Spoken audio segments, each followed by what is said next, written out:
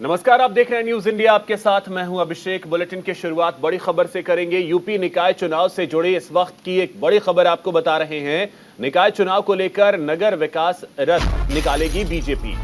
ये बड़ी खबर, कल से शुरू होगा बीजेपी के कैंपेन का महाअभियान।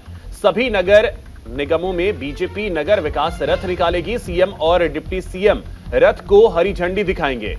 तमाम मंत्री और बीजेपी प्रदेश अध्यक्ष इस दौरान मौजूद रहेंगे। अलग अलग नगर निगम में रथ को रवाना किया जाएगा। सीएम 24 अप्रैल को सहारनपुर में हरी झंडी दिखाएंगे। डिप्टी सीएम केशव प्रसाद मौर्य झांसी में हरी झंडी दिखाएंगे। वहीं डिप्टी सीएम ब्रजेश पाठक गाजियाबाद में हरी झंडी दिखाएंगे। प्रदेश अध्यक्ष भूपेंद्र चौधरी मेरठ में रहेंगे और वहां से रथ को रवाना करेंगे। सरकार के विकास कार्यों को जनता तक बीजेपी पहुंचाएगी। तो ये बड़ी खबर आपको बता रहे हैं। कल सीएम, डिप्टी सीएम, मंत्री, बीजेपी के प्रदेश अध्यक्ष सभी रथ को रवाना करेंगे और प्रदेश सरकार के विकास कार्यों को जनता तक लेकर जाने का यह कार्यक्रम होगा। तो सहयोगी नीरज मिश्रा हमारे साथ जुड़ गए हैं अधिक जानकारी के साथ। नीरज, बीजेपी ने कमर कस ली है निकाय चुनाव के लिए।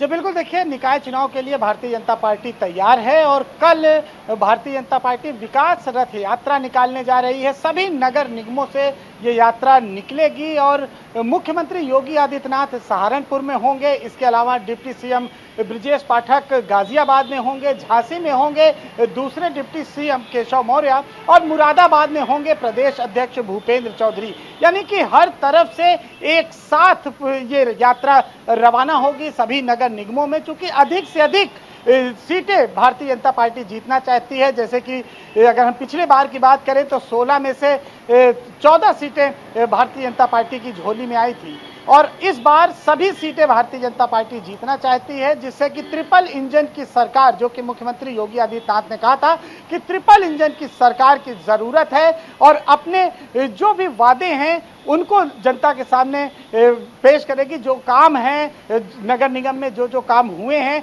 या इसके अलावा जो आगामी योजनाएं हैं नगर निगम को लेके, किस तरह से और ज़्यादा बढ़ाया जाएगा कामों को, किस तरह से जो सड़क, नाली, खड़ंजा या इस तरह के जो भी काम हैं उसको किस तरह से अभी और पूरा करना है। और अगर भारतीय जनता पार्टी की सरकार रहेगी केंद्र में, प्रदेश में और फिर नगर निगम में, तो अधिक से अधिक विकास होगा। इसी बात को लेकर ये यात्रा निकाली जा रही है। ठीक है नीरज, इसमें ये भी समझना चाहेंगे कि इस बार के चुनाव को देखते हुए चुनौतियां क्या क्या लगती हैं बीजेपी के सामने, और तभी हम देख रहे हैं कि रथ को रवाना किया जाएगा। तमाम जो विकास कार्य हैं वो लोगों तक पहुंचाने की कोशिश होगी। पहले डबल इंजन की सरकार और अब ट्रिपल इंजन की सरकार की बात कही जा रही है। तो चुनौतियां इस बार बीजेपी के लिए कौन कौन सी नजर आ रही हैं?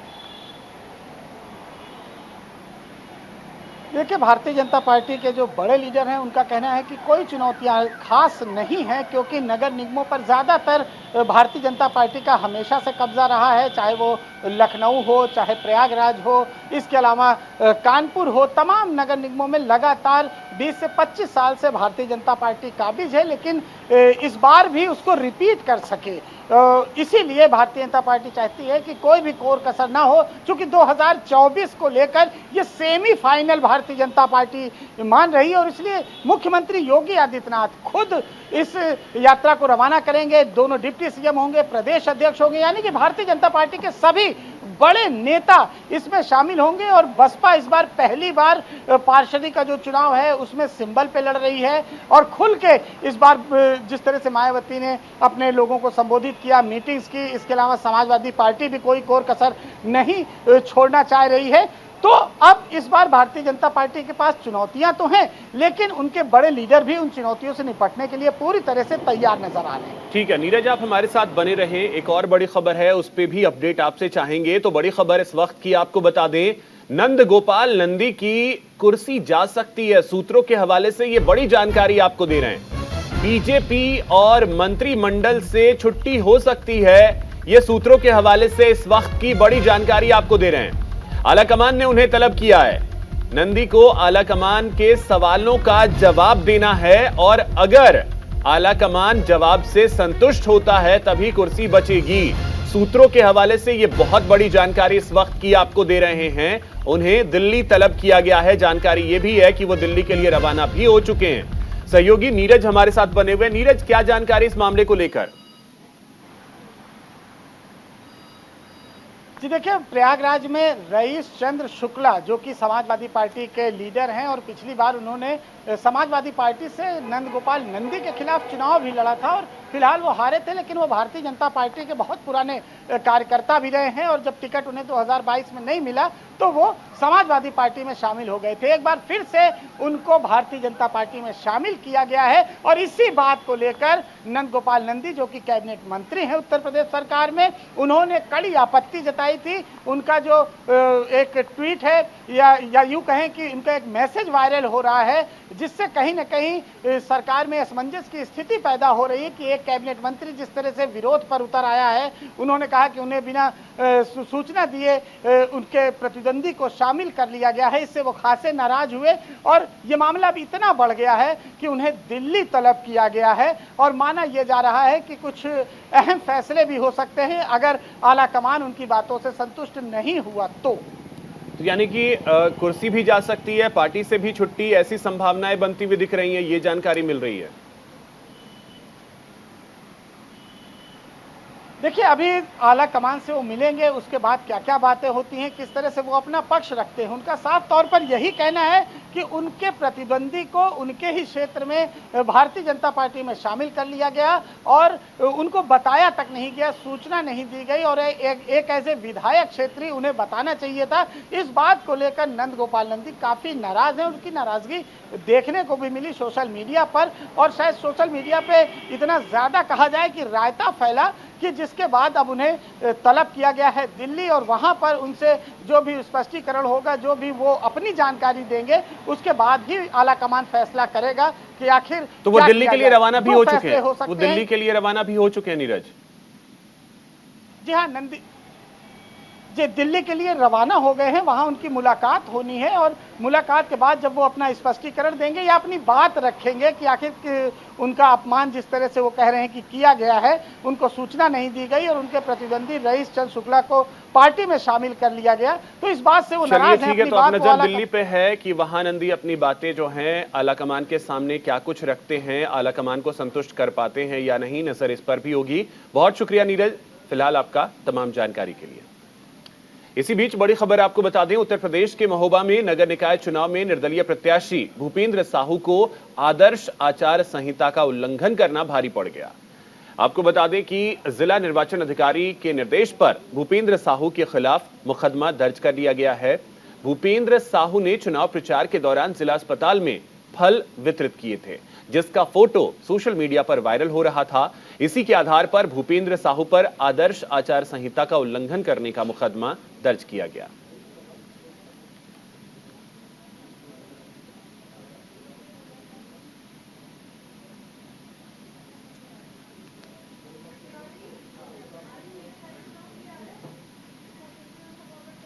यूपी में नगर निकाय चुनाव की तारीखों का ऐलान हो गया है। राज्य में 2 चरणों में चुनाव होने हैं।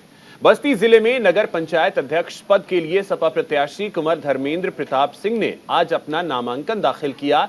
इस दौरान कौशलेंद्र प्रताप सिंह ने कहा कि सपा ने मेरे ऊपर भरोसा जताया है, मैं इस भरोसे पर खरा उतरूंगा और नगर पंचायत हरैया अध्यक्ष पद पर जीत हासिल कर जनता के लिए काम करूंगा। आपको बता दें कि कौशलेंद्र प्रताप सिंह पहली बार बस्ती से चुनाव लड़ रहे हैं।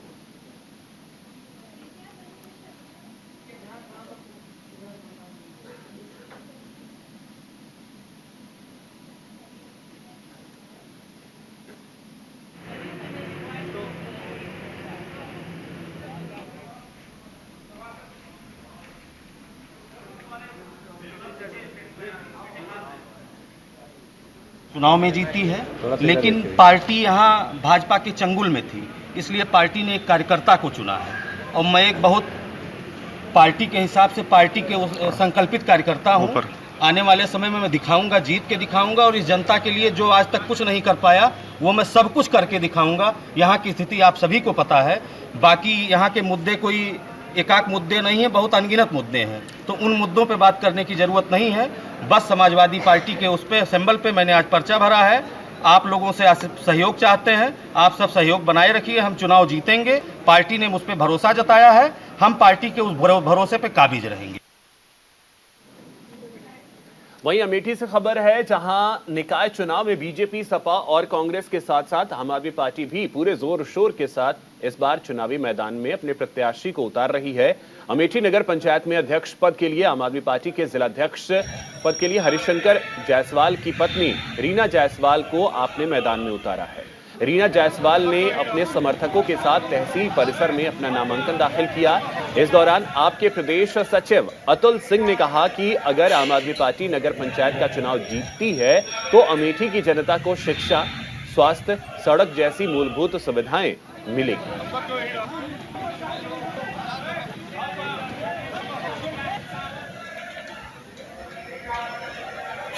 जैसा कि आप लोगों को पता होगा कि हमारी 2 राज्यों में सरकार है।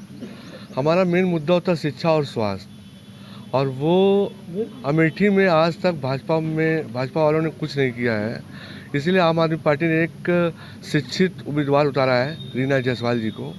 उनसे पूरी उम्मीदें हैं और मुझे पता है कि अमेठी की जनता को शिक्षा, स्वास्थ्य, नाली, रोड, लाइट सब में अच्छी सुविधाएं मिलेंगी और आम आदमी पार्टी के ऊपर मौका देके देखा जाए। जैसा कि आम आदमी पार्टी संघर्षों की पार्टी है और अमेठी में नगर पंचायत कार्यालय में व्यापक भ्रष्टाचार एवं अमेठी की सड़कें जो उखड़ी हुई पड़ी हैं, नालियाँ, स्ट्रीट लाइट सब अस्त व्यस्त पड़ा है और पेयजल की व्यवस्था पूरी तरह ध्वस्त है।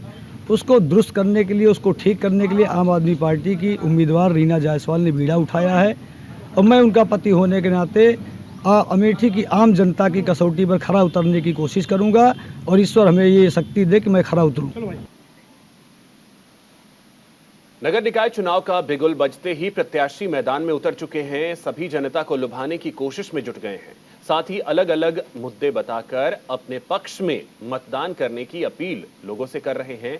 इसी कड़ी में 1995 से लगातार वाराणसी के मेयर सीट पर बीजेपी का कब्जा रहा है। उसको कायम रखने के लिए बीजेपी के तमाम दिग्गज मैदान में उतर चुके हैं। वहीं दूसरी तरफ कांग्रेस के साथ साथ बीएसपी, एसपी, सुभासपा बीजेपी के इस तिलिस्म को तोड़ने के लिए एड़ी चोटी का जोर लगा रहे हैं।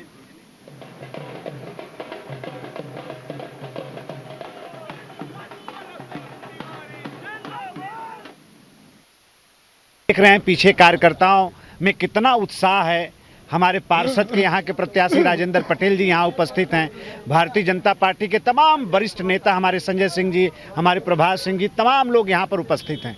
हम लोगों का ये संकल्प है कि पूरे उत्तर प्रदेश में निकाय के जितने भी चुनाव हो रहे हैं, नगर निगमों में सर्वाधिक वोट से भारतीय जनता पार्टी के जो हमारे माननीय उम्मीदवार, काशी के उम्मीदवार जो अशोक तिवारी जी हैं, उनको पूरे उत्तर प्रदेश में सर्वाधिक वोटों से जिताकर और पूज्य प्रधानमंत्री जी को हम लोगों को तोहफा देना है। ऐसा संकल्प काशी के सभी कार्यकर्ता साथियों ने लिया है।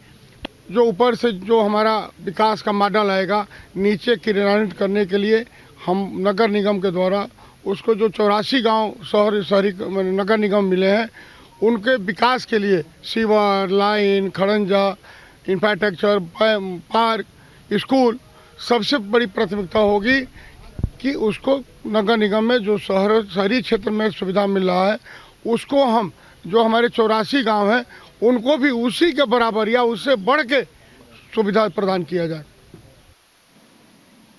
तो वहीं इटावा से नगर पालिका अध्यक्ष पद के लिए कांग्रेस प्रत्याशी ममता दुबे ने नामांकन दाखिल किया। आपको बता दें कि ममता दुबे के पति वाचस्पति दुबे कांग्रेस के पुराने कार्यकर्ता हैं, जिस वजह से उनकी पत्नी को टिकट मिला है। वहीं अभी तक सिर्फ समाजवादी पार्टी ने अपने प्रत्याशी की घोषणा की है। बीजेपी और अन्य दलों ने अभी तक अपने प्रत्याशियों के नामों की लिस्ट जारी नहीं की है और कल नामांकन पत्र दाखिल करने का आखिरी दिन है। सबको विदित है कि मैं पिछले 25-30 साल से सामाजिक कार्य करता रहा हूँ। इटावा जनपद में बहुत सारी जो समस्याएं हैं, एक तो यातायात की बड़ी समस्या है, सफाई की भी समस्या है और जो लाइन पार का जो समस्या है, जो जल भराव की बहुत बड़ी विकट स्थिति है, उस पर हम निराकरण करने की कोशिश करेंगे अपने कार्यकाल में। इसके बाद जो रेहड़ी पटरी वाले हैं, इनको एक पक्का दुकान देने का प्रयास किया जाएगा और जो जिन नगरपालिका के जगहों पर अवैध कब्जे हुए हैं उनको नगरपालिका के द्वारा प्रयास करें। इसके बाद ये कोशिश होगी कि राजस्व बढ़ाया जाए, नवीन और नूतन तरीके से राजस्व बढ़ाने का काम किया जाए, जिससे कि जनता को और अच्छी सुविधाएं मिलें। और हम वादा करते हैं कि जो हाउस टैक्स है उसको हाफ करेंगे। उमेश पाल के परिजनों से केशव प्रसाद मौर्य ने मुलाकात की है। बड़ी खबर इस वक्त की आपको बता रहे हैं। डिप्टी सीएम ने परिजनों से मुलाकात की है और वादा किया है, परिवार के साथ सरकार खड़ी है। मेरे परिवार की तरह है उमेश पाल का परिवार। उमेश पाल के परिजनों ने सुरक्षा की मांग की है। यह बड़ी खबर इस वक्त की आपको बता रहे हैं। उमेश पाल के परिजनों से मिले हैं डिप्टी सीएम केशव प्रसाद मौर्य। उन्होंने कहा कि मेरे परिवार की तरह ही उमेश पाल का परिवार है। उमेश पाल के परिजनों ने सुरक्षा की मांग की है। इस वक्त की ये बड़ी खबर। उमेश पाल के परिजनों से मिलने के लिए पहुंचे केशव प्रसाद मौर्य।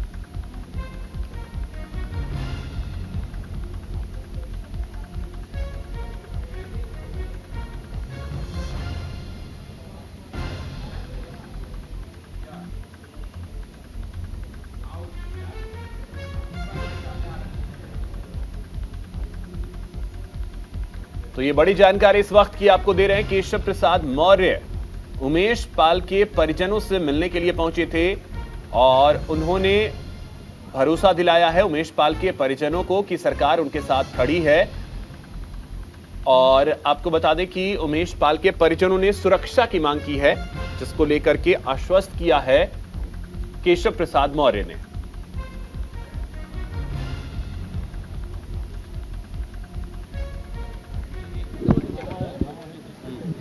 निकट मित्र की तरह श्री उमेश पाल जी की दुखद हत्या की प्रयागराज के अंदर घटना के बाद संयोग से मेरा आना नहीं हुआ था, क्योंकि परिवार का हर सदस्य मेरे परिवार के सदस्य की तरह है।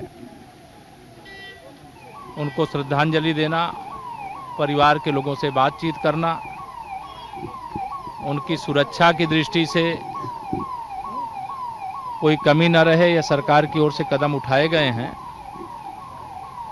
और उनकी ओर से बस इतना ही अपेक्षा है कि उनकी हर प्रकार से सुरक्षा और इस प्रकार की कभी कोई दुखद घटना जैसी हो गई है ना होने पावे। और उसको माननीय मुख्यमंत्री योगी आदित्यनाथ जी के साथ चर्चा करके पहले ही हम लोग दूर किए हैं, लेकिन और सुरक्षा चौकस रखते हुए और प्रयागराज मेरा और प्रदेश अपराध मुक्त और कानून व्यवस्था हर प्रकार से चुस्त और दुरुस्त रहे, इसका हम लोग पहले भी प्रयास किए हैं, आगे और मजबूती से प्रयास करेंगे। हमारे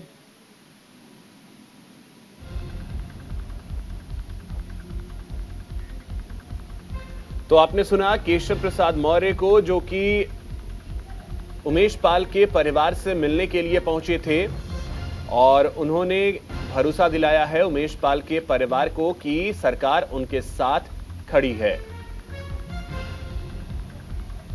और उमेश पाल के परिजनों से मिलने के बाद मीडिया से भी बात कर रहे थे केशव प्रसाद मौर्य।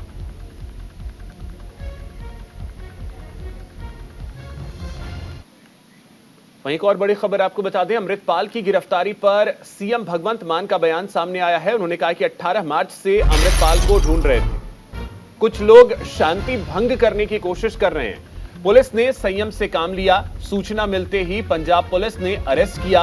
हम एजेंडा पॉलिटिक्स नहीं करते। 35 दिन तक पंजाब में अमन शांति कायम रही, पूरी रात नहीं सोया, हर 15 मिनट में पूछता रहा। तो ये बड़ी खबर आपको बता रहे हैं। अमृतपाल की गिरफ्तारी के बाद पंजाब के मुख्यमंत्री भगवंत मान का बयान सामने आया, जिसमें उन्होंने कहा है कि हम एजेंडा पॉलिटिक्स नहीं करते हैं। 35 दिन तक पंजाब में अमन शांति कायम रही, पुलिस ने प्रयास किए और उसके बाद उसे गिरफ्तार किया गया। हर 15 मिनट पर मैं अपडेट्स लेता रहता था, यह कहा है पंजाब के मुख्यमंत्री भगवंत मान ने।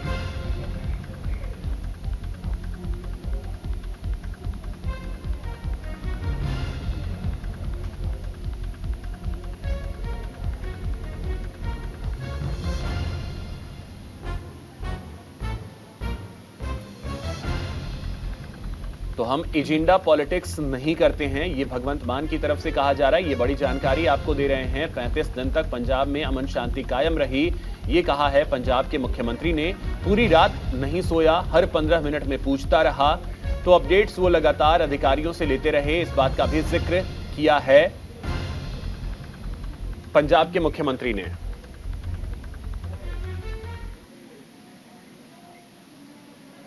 वहीं अमृतपाल की गिरफ्तारी के बाद अमृतपाल के माता पिता ने क्या कुछ कहा है, वो आपको सुनवाते हैं। 7:15 बजे हम लोग टीवी खोला तो उस टाइम पता चला कि ये अमृतपाल जी ने अपने आप को खुद पेश किया। तो हम लोग को थोड़ा ठीक लगा।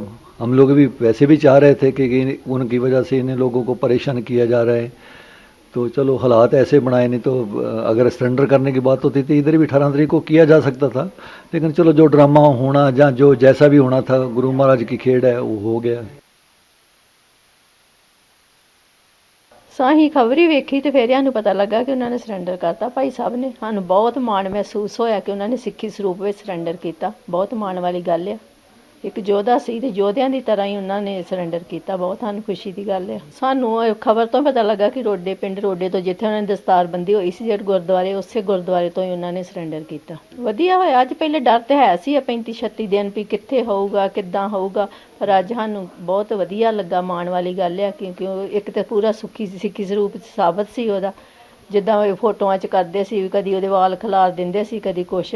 सानू ये बड़ी खुशी की गल है कि उन्हें साबित सूरत अपना जिहड़ा सरेंडर किया। बहुत माण वाली गल है साडे वास्ते। अमृतपाल सिंह नूं अज सवेरे करीब 6:45 ते रोडे पिंड तो गिरफ्तार किया गया। पंजाब पुलिस ते इंटैलीजेंस विंग दे कोले कंक्रीट इन्फॉर्मेशन सी, ऑपरेशनल इनपुट्स के बेसिस दे उत्ते कि वो रोडे पिंड दे विच जिहड़ा वा प्रेजेंट आ। ਉਹਨੂੰ पुलिस ने सारे पासे तो नाकाबंदी करके पिंड ਨੂੰ घेरिਆ ਹੋਇਆ ਸੀਗਾ, पर क्योंकि वो गुरुद्वारा साहब के अंदर सीगा तो गुरुद्वारा साहब की मर्यादा जिहड़ी आ वो सुप्रीम आ, ਉਹਨੂੰ मेनटेन करना सारिਆਂ ਦਾ ਹੀ ਸਾਡਾ फर्ज आ कि किसी भी तरह का मर्यादा के नाल कोई छेड़छाड़ नहीं हो सकती। सो उस संबंध दे विच जदों ये कन्वे हो गया कि सारे पासे तो घिर गया है और कोई चारा एस्केप का उत्थों नहीं हैगा, उस तो बाद दे विच ਉਹਨੂੰ गिरफ्तार किया गया करीब 6:45 ते। रिलेंटलैस प्रैशर जोड़ा बनाया हुआ सी पंजाब पुलिस ने। सारे जोड़े विंग ने पंजाब पुलिस के वो प्रॉपर कोऑर्डिनेशन दे विच काम कर रहे सीगे, इंटैलीजेंस विंग लैके और उस तो लैके सारे जोड़े internal security counter intelligence wing सारे बड़ा आपस में प्रॉपर कोऑर्डिनेशन नाल काम कर रहे सीगे। अमृतपाल सिंह के खिलाफ NSA के वारंट्स जोड़े इशू किए हुए सी कोर्ट ने।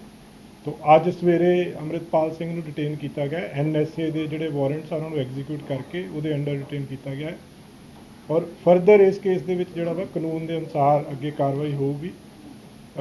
लोगों ने पब्लिक ने सब तो पहला तो मैं धन्यवाद करना चाहूँगा पंजाब के लोगों का, जिन्होंने इस पूरे दौर के दौरान पंजाब के कम्यूनल हारमनी पीस मेनटेन की है और पंजाब पुलिस भी कमिटेड है पंजाब के कम्यूनल हारमनी तो पीस मेनटेन करने वास्ते। और कुछ जोड़े है ने एलीमेंट्स उन्होंने वार्निंग दी जाती है कि किसी भी तरह का माहौल पंजाब के जोड़ा वा खराब नहीं होने दिता जाएगा, किसी नूं भी पंजाब का माहौल खराब करने की इजाजत नहीं दी जाएगी। तो इसी के साथ इस बुलेटिन में इतना ही। नमस्कार।